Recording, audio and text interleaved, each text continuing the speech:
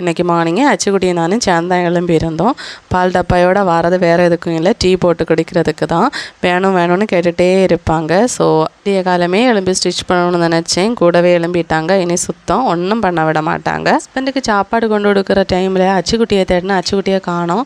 பார்த்தா கர்ட்டனில் ஒளிச்சு நின்று இருக்காங்க. குட்டீஸுக்கு எப்படி சாப்பாடு கொடுக்கணும் அப்படிங்கிற ட்ரிக்ஸே எனக்கு தெரியலை. ஸோ தயவுசெய்து கமெண்ட்டில் டிப்ஸை ஷேர் பண்ணுங்கள். இவங்க ஒரு பக்கம்னு பார்த்தா இவங்கள சமாளிச்சுட்டு அடுத்த ஆளை பார்க்குறதுக்குள்ளாடி போதும் ஆகிட்டு ஃபேஸை பார்த்தாலே தெரியும் சர்ச்சுக்கு போக மனசு இல்லாமல் பாய் சொல்லிட்டு போகிறாங்க. வெளியாக வீட்டிலேருந்து 2 குட்டீஸையும் அனுப்பி வச்சதுக்கப்புறமா நம்மளோட ஸ்டிச்சிங் வேலை தான் போயிட்டு இருந்து. ஸோ மார்னிங்கே 2 ப்ளவுஸ் கொடுக்கணும். ஆனால் இதுவரை அவங்க வாங்கலை, 1 o'clock வரும்னு சொன்னாங்க. ஸோ நானே அவசரமாக ஸ்டிச் பண்ணியிருந்தேன். இந்த பக்கம் பார்த்தீங்கன்னா ஹஸ்பண்ட் அவங்களோட ஒர்க்கை ஸ்டார்ட் பண்ணுறதுக்காக எடுத்து வச்சுட்டு இருந்தாங்க.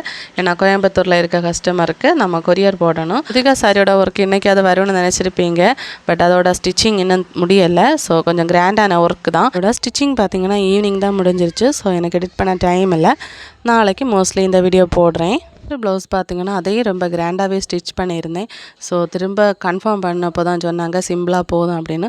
ஸோ அதையெல்லாம் ரிமூவ் பண்ணியிருக்கேன். ஆனால் இந்த ஒர்க்கு கண்டிப்பாக நான் உங்களுக்கு போஸ்ட் பண்ணுறேன். யாருக்கு அது யூஸ் ஆகும். கிட்ட ஸ்டிச் பண்ண கொடுத்தாலும் என்ன ரேட்டில் போடணும் அப்படிங்கிறத ஃபஸ்ட்டே சொல்லிடுங்க. இல்லை நீங்கள் வேறு யார்ட்டாவது கொடுத்தாலும் இதை இன்ஃபார்ம் பண்ணிவிட்டு ஸ்டிச் பண்ண கொடுங்க. வீடியோ இஷ்டப்பட்டால் லைக் செய்ய மறக்கிறது.